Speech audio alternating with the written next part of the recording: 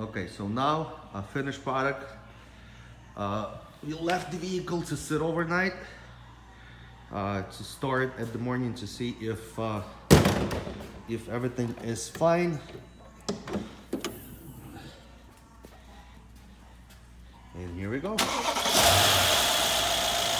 Perfectly nice sound. That's how it should be. And that's how you resolve the problem.